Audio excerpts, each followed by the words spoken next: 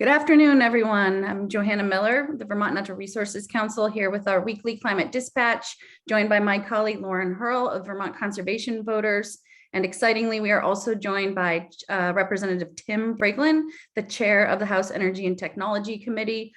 We are here today because while there are many important things happening at the end of this policy crossover week, one of the most potentially transformative climate policies, the clean heat standard, is poised next week, likely for a vote on the House floor. So we are really grateful to have a very busy Representative Briglin here with us today, beaming in from the State House to give us a brief overview of the core tenets of the clean heat standard and why it matters.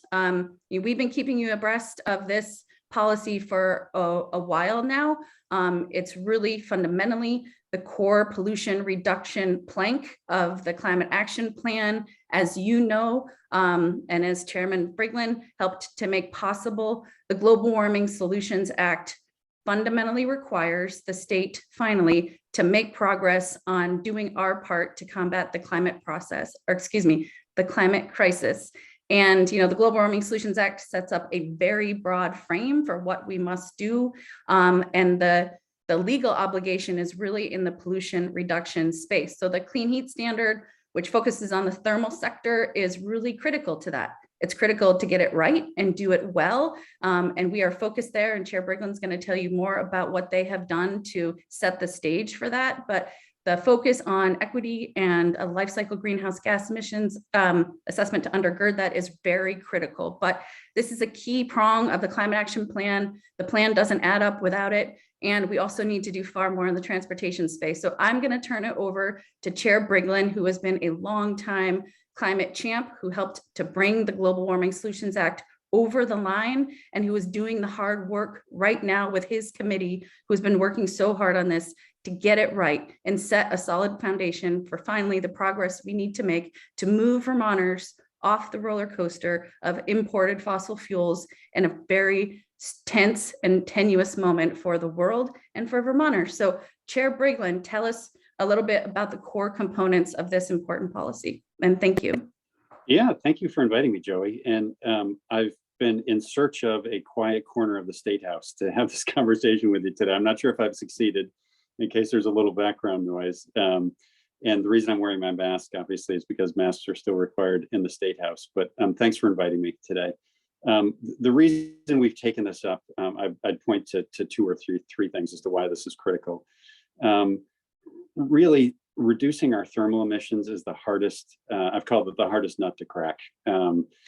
We have over 300,000 homes in Vermont, most of them that use fossil fuels to heat with. Unlike our regulation of electricity or even mileage standards for cars, we really don't regulate how efficient our homes are or what types of fuels they use to heat with. Clearly, Vermonters are under significant strain in the last 2 or 3 months because of the increase in fossil fuel prices. So another thing that we're trying to do, in addition to reduce fossil fuel emissions, is to reduce our dependence on fossil fuels. And the significant volatility in those prices is really putting a crimp on Vermonters, particularly vulnerable Vermonters. Fuel prices are up 70% in the last 14 months. So there is no better time than now to act with vigor on this issue. And I think that's what the Clean Heat Standard does. As you mentioned, the Clean Heat Standard is the primary emissions reductions recommendation of the Climate Action Plan. My committee's been working on this for the last 6 weeks or so. It's similar to programs that are in place on the West Coast in the United States called low carbon fuel standards, which are at work in California, Washington, and Oregon. Colorado has recently passed a clean heat standard. It's in some ways similar to the renewable energy standard in place in Vermont right now, which sets a kind of a consistent year over year requirement that those who sell fossil fuel into the state of Vermont contribute to increasing what we're calling clean heat options that are available for Vermonters. And when I talk about clean heat options, I'm talking about things like weatherization. I'm talking about things like switching off of a fossil fuel furnace to something that is powered with electricity, clean heat pumps, cold climate clean heat pumps. I'm talking about things like displacing some of the fossil fuel we're using with sustainably sourced biofuels. And there's certainly some questions about what types of biofuels might be eligible here.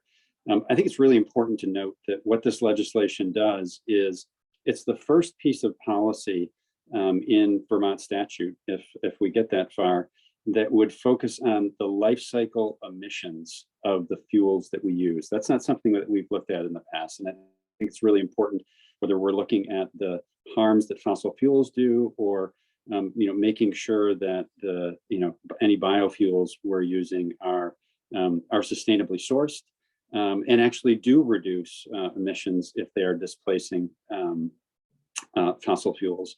But basically, what this program would do is each year it would require fossil fuel sellers to generate a certain amount of clean heat credits. So it's a performance-based system. And that would be based on the amount of fuel that they sell each year. The idea is to make Vermont homes more efficient and less carbon intensive in terms of the fuels that they use. So fuel sellers would in fact have the obligation, not homeowners, not Vermonters, but the expectation is that this clean heat credit system would increase the incentives that are available for Vermonters and make it easier and less expensive for Vermonters to move to cleaner heat in their homes. In terms of the glide path, if you will, as we bring our emissions levels down, the emissions requirements in this program line up with the Global Warming Solutions Act. So the emissions reductions requirements each year are intended to get to the 40% reduction that is required in the Global Warming Solutions Act by 2030. So at a high level, those are some of the things that are in the bill. Something that you mentioned that I want to touch on in closing is essentially the equity provisions that are laid out in the bill. This was really important work that was done by the Climate Council last year, focusing on, as we reduce our emissions as a state, as we become, better able to face the climate crisis at hand, we need to be able to do that in an equitable way that protects Vermonters. And what this bill focuses on is that the benefits of clean heat need to be directed to low-income Vermonters and moderate-income Vermonters. And sometimes those are the homes that are toughest to weatherize or the trickiest to implement clean heat solutions, like a heat pump hot water heater, for example. So that's just one other thing that I wanted to touch on that you had mentioned, Joey, in your introduction. There's a real focus on equity in this bill as well. Thank you so much, Chair Briglin. Great to get that overview of the Clean Heat Standard policy and why it's important and why critically it is building on the work of the Climate Action Plan and the Climate Council, and how it's such a cornerstone and has the potential to be one of the most transformative climate policies that the state has ever enacted, finally bringing the heating fuel sector into regulation and into climate solutions and helping Vermonters transition. So I think it's really exciting. Getting the policy right really matters, and all of us are working really hard on those equity components, on ensuring that we're really driving to clean solutions for Vermonters and for the future. So grateful for your work. And we always like to end these with a call to action. So as we mentioned, the Clean Heat Standard Bill H715 is headed to the House floor soon. Now is a great time to reach out to your representative and let them know that you support bold climate action, that you want them to advance the Clean Heat Standard. Let's try for a strong vote, show that we are able and willing to take the hard actions on climate that we need to be taking and that are laid out in our climate action plan. So thank you for your leadership, Chair Briglin, and we'll keep fighting for strong climate action, a strong vote. We'll provide updates next week on a whole host of other things that we're all following too, but with this critical vote coming up next week, take a moment to call or email your legislators this weekend, your representatives, and let them know you support this bill. We'll be back with you next week. Thanks for all you do. Have a great weekend and take care.